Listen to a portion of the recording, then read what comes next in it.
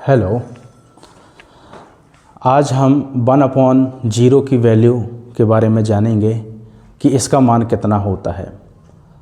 बहुत से गणितज्ञों ने 1/0 का मान इनफाइनाइट माना है और बहुत से गणितज्ञों ने 1/0 का मान अनडिफाइंड माना है, जिसको परिभाषित नहीं किया जा सकता। तो यहाँ पर हमारे पास विरोधाभास आ जाता है कि 1/0 की वैल्यू इनफाइनाइट माने या 1/0 की वैल्यू अनडिफाइंड माने।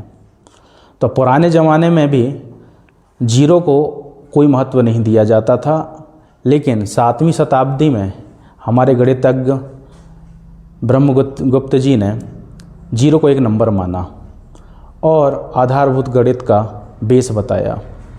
0 क्या होता है वो आप सभी जानते हैं और आप सभी के मन में ये जिज्ञासा ज़रूर होती है कि 1/0 का मान कितना होता है, जिसको हम कैलकुलेट नहीं कर पाते, या हमें बता दिया जाता है कि 1/0 की वैल्यू इनफाइनाइट होगी, या फिर बता दिया जाता है कि 1/0 की वैल्यू अनडिफाइंड होती है।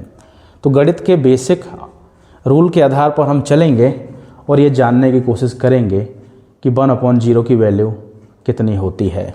तो आप तो जानते ही हैं कि यदि मैं 1 + 0 करूं तो इसका मान 1 आता है। 1 - 0 करूं तो इसका मान 1 आता है। 1 × 0 करूं तो इसका मान 0 आता है और 1 / 0 करूं तो इसका मान क्या आता है, ये हमें एक्चुअल में जानकारी नहीं है, लेकिन गणितज्ञों के आधार पर हम कह सकते हैं कि इसका मान अनडिफाइंड होता है या इन्फिनिट होता है। तो मैं यहाँ पर क्वेश्चन मार्क रख देता हूँ और आज ये जानेंगे कि इसकी वैल्यू कितनी होती है। तो गणित में क्या होता है, यदि हम किसी 2 नंबर को मल्टीप्लाई करते हैं तो हमारे पास उसकी वैल्यू आ जाती है।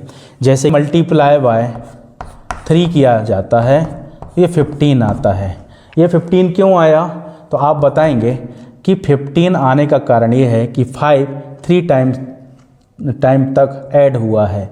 5 + 5 + 5, इसकी वैल्यू 15 आ गई। अब यदि मैं बोलूँ 3 × 5 कितना होता, तो आप कहेंगे 15 होता है। तो ये 15 कैसे आया, मतलब 3 5 टाइम ऐड हुआ है। 3 + 3 + 3 + 3 + 3, ये इस प्रकार से ऐड हुआ है। तो आपने देखा 5 × 3 = 15, 3 × 5 = 15।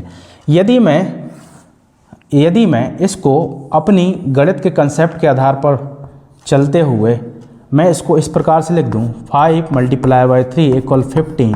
यदि मैं इसको लिख दूं कि 3 का डिवाइड 5 में कर देंगे तो वैल्यू कितनी आएगी, 5। तो 5 = 15/3 आ रहा है। 5 = 15/3 आ रहा है। इसका मतलब ये है कि यदि मैं इसका डिवाइड 15 में कर दूंगा तो 5 आएगा। इसी प्रकार यदि 3 × 5 दिया है, इसकी वैल्यू 15 होती है, तो मैं यहाँ पर 5 को इस तरफ ला के डिवाइड कर दूँ तो इसका मान क्या होता है, 3 आएगा। तो ये गणित के नियम के आधार पर ये बिल्कुल सत्य है, ठीक है। तो यहाँ पर 3 और 5 आ रहा है, इसी प्रकार ये ऐड करके किया गया है। तो आप देखेंगे यदि मैं 5/3 करूँ तो इसका मतलब क्या होता है, आप जानेंगे कि 15 में 3 को डिवाइड कर रहा हूँ, मतलब 15 तक पहुँचना है मुझे। तो 15 में से मैं 3 को माइनस करूँ, फिर 3 को माइनस करूँ, फिर 3 को माइनस करूँ, फिर 3 को माइनस करूँ, फिर 3 को माइनस करूँ। ये 5 टाइम तक यदि -15 के साथ होता है तो मेरे पास यहाँ पर इसकी वैल्यू 0 आ जाती है। इसमें देखें, यदि मैं 15 में 5 को डिवाइड करूं तो इसका मतलब ये होता है मुझे 15 तक जाना है, तो 5 को मैं सब्ट्रैक्ट करते जाऊंगा। 3 टाइम तक मैंने सब्ट्रैक्ट किया तो इसकी वैल्यू क्या आ गई, 0। तो इस प्रकार से मैं बता सकता हूं 15 / 5 की वैल्यू 3 आ रही है। लेकिन क्यों आ रही है, क्योंकि 15 तक मैं पहुंचा और मेरी वैल्यू 0 आ गई।